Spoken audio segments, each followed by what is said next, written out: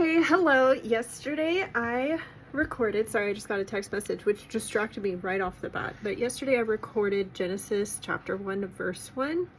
In the beginning, God created the heavens and the earth. And I think I just about talked about everything that I wanted to. And the main points of that is that the heavens and the earth exist. I'm out of breath. I just got home.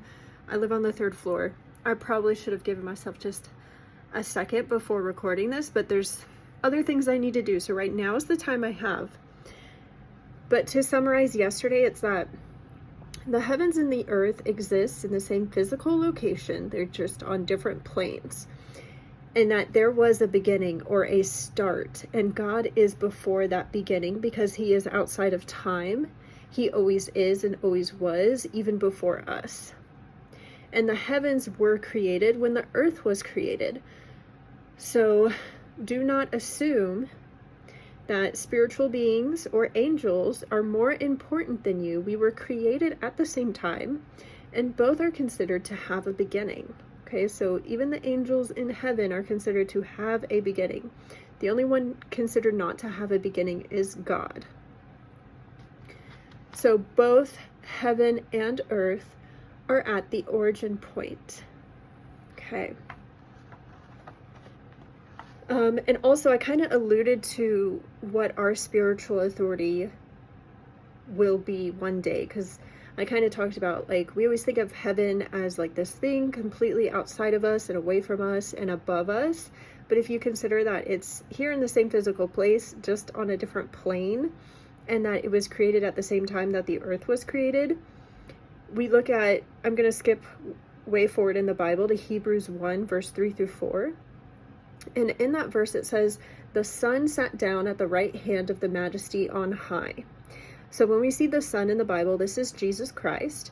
Jesus Christ is God embodied in man in the earthly plane to act as an example for us on how to live according to God's will. And also, like, he is our direct connection to God in a way that we can understand. Because another thing I shared yesterday is that the Bible is not written for God, like it's written for us and our perceptual awareness. Because even the first line sets up, in the beginning God created. God doesn't have a beginning or an end. He doesn't need a story written out as explanation. So Jesus Christ coming down is God, like, directly connecting to us as we are as humans and our limited perceptions. But I'm going to paraphrase the Son into Jesus. Jesus sat down at the right hand of the Majesty on high. So Jesus sat down on the right hand of God. So he became superior to the angels, just as the name he inherited is more excellent than theirs. Okay, so this first line in Genesis saying that God created both the heavens and the earth, to me, helped me infer that this is a foreshadowing that those who inhabit the earthly plane will not always be considered lower than angels or things in the heavenly plane. And throughout the Bible, there's different verses that kind of touch on that. And something that Bill Johnson said in one of his sermons on angels is, it's foolish to worship angels, and it's also foolish to ignore them because they cooperate with us. And he himself said that he does not serve them, but he says that they help to facilitate God's assignment in our life. They are God's servants. So when you pray to God and ask for something, he gives commandments to his servants, the angels, that will see those through. So, like, angels are not something to worship or serve yourself, but they do God's bidding. And so they work alongside us. Okay, so that was a summary of yesterday's video. Today we're going to look at least the first part of Genesis 1 verse 2. Because honestly, so much information is packed into just the first 5 sentences of the Bible, because it is setting the groundwork, I feel like, for the entire story of the Bible. It's kind of like, it's telling you who you are, who God is, the world that you live in. It foreshadows the whole story of, like, Satan and darkness and Jesus's resurrection. At least to me, like, I get so inspired just reading the first 5 sentences of the Bible. Right now we're moving on to the second sentence of the Bible. And this is paraphrased different ways. So I'm going to read it 4 different times because these are 4 different versions of the Bible that just use slightly different phrasing. But I think it's important to hear it with the different phrasings because you'll at least see what type of words stay the same. So what really stands out. Okay, let me see if I can remember what these abbreviations are for. The first one is the Christian Standard Bible, and that is the Bible that I use and read from. But I'm finding that as I'm studying at least Genesis right now, I like to look through the different ones. So, Christian Standard Bible. And also, side note, the first verse of the Bible is the same in every version of the Bible. It's the exact same sentence. So we already have, in the beginning, God created the heavens and the earth. Now the earth was formless and empty. Darkness covered the surface of the watery depths, and the Spirit of God was hovering over the surface of the waters. Okay, now we have the LSV version. And the earth was formless and void, and darkness was on the face of the deep. And the Spirit of God was fluttering on the face of the waters. Okay, now we have the King James Version. And the earth was without form and void, and darkness was upon the face of the deep. And the Spirit of God moved upon the face of the waters. And now we have the NIV Version. Now the earth was formless and empty. Darkness was over the surface of the deep, and the Spirit of God was hovering over the waters. Okay, so right after the first sentence of the Bible, God hones in on earth. Okay, he told you he created the heavens and the earth, but now the rest of Genesis is focusing on the earth. Because this is where we live. The Bible is written for us. And the first thing he says about the earth is that it was formless, it was empty, it has watery depths, and there's darkness that covers the surface of the watery depths.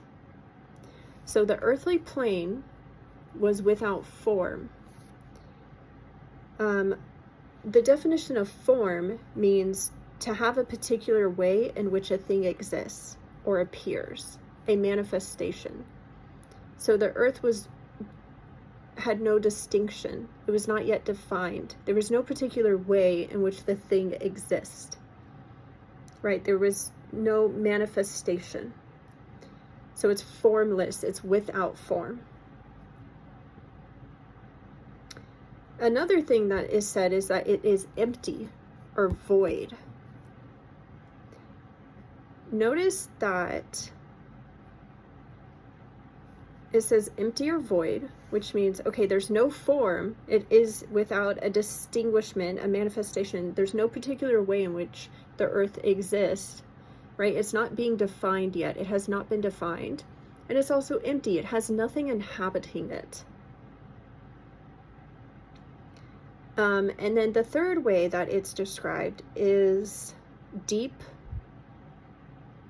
or so some of it says watery depths, face of the deep, surface of the deep. Okay, so another explanation for Earth at this point is that it's deep. And I kind of noticed, I was trying to visualize, what would this look like? What would the earthly plane look like if it's formless, it has no distinction, it's empty, but then we use this poetic term, watery depths. Like, if it's empty, how does it have depth to it? And this made me think of something, is that there's no word similar to abyss that is used here. So abyss means without depth or being bottomless. Right, so the word abyss is not used. So it's not like a scary void. It does say it's void, which means it has nothing in it, but it's not an abyss. It's not without depth. It actually has depth. Depth is a measurement of how deep something is. And it keeps on saying the watery depths, the face of the deep. So this is almost like the earth is a vessel that is void and formless. It has not been shaped or distinguished or filled with anything yet. And on top of that, there is darkness. And darkness was on the face of the deep. Darkness covered the surface of the watery depths. Darkness was upon the face of the deep. Darkness was over the surface of the deep. Okay, so that's all the different ways that it talks about that. And if we were to, which I don't think I got this far in my little notes, but if we are to define the word darkness, what does it mean? Well, darkness means the absence of light.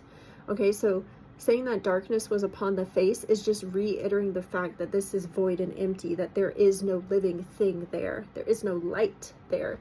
And in the Bible, light is often referred to as life. Okay, and we know that because of John 1-3.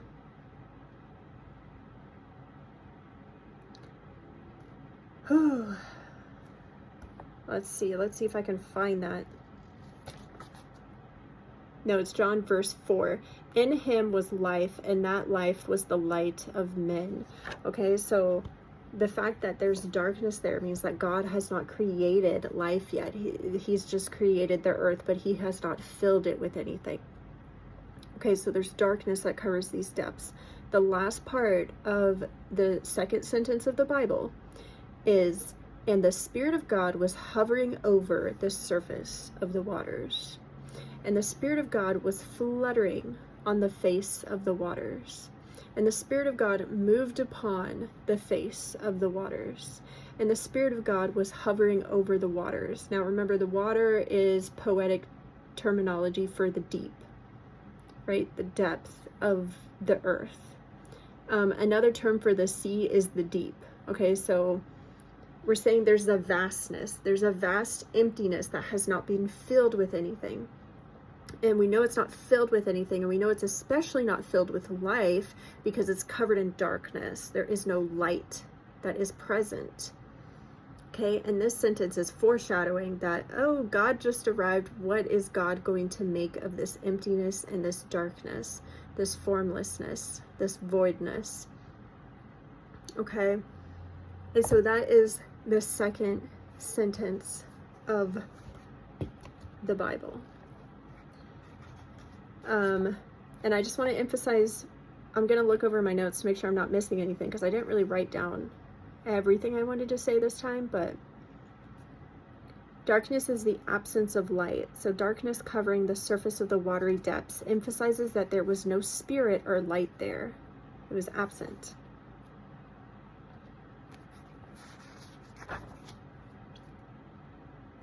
The Holy Spirit hovered over the surface of these formless waters with no currents, covered in darkness, is another way that I put it.